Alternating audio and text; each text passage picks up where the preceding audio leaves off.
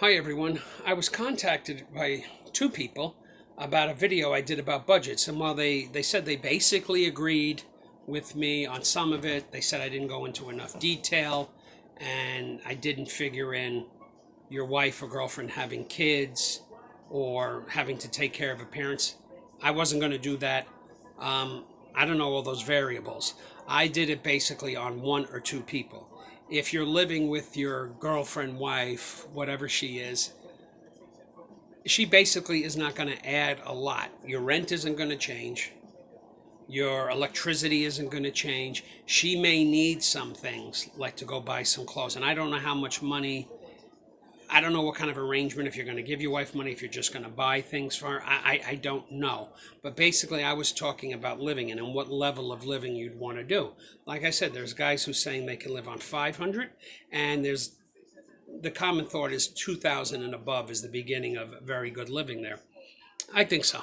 I think so. I think whether I was living there by myself or how I will live with my wife, I think 2,000 plus is the beginning of living very well. And I don't agree with 500. I think 800 is a good number to live and enjoy yourself a little bit. But there are many factors. There's laundry, there is transportation. There are many things that somebody said to me I didn't include in. I lumped them in miscellaneous. Of course, you're going to have to travel. Of course, you're going to have to buy some clothes. I told you about going into a Nike store. A new pair of Nikes is $100.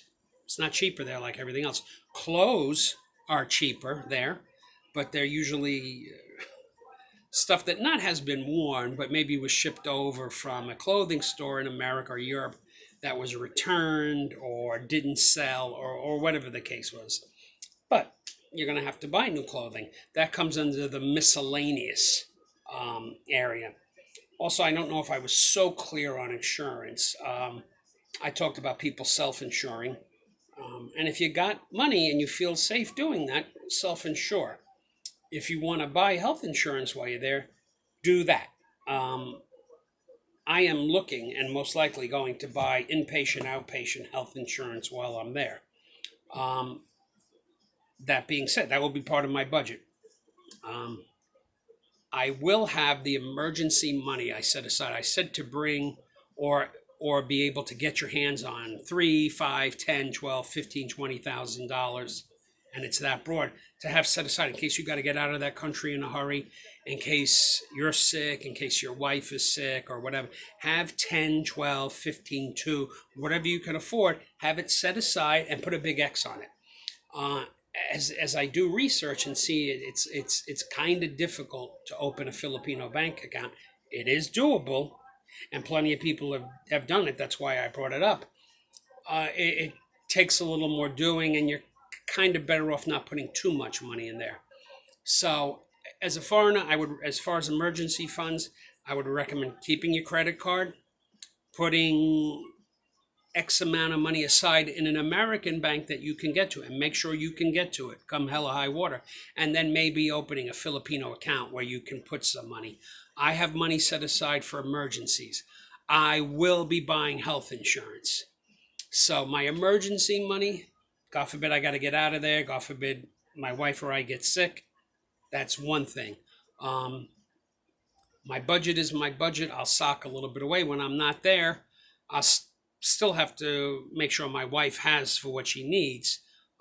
My case is a little different. I'm not renting.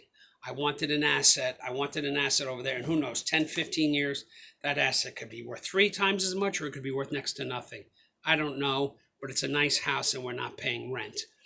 I know that probably didn't even answer a lot of the questions on the budget because there is no definite answers. What you spend on Coca-Cola might be what I spend on Wi-Fi. I mean, it just too many variables. Nobody's budget in America is the same because of different needs and wants and interests.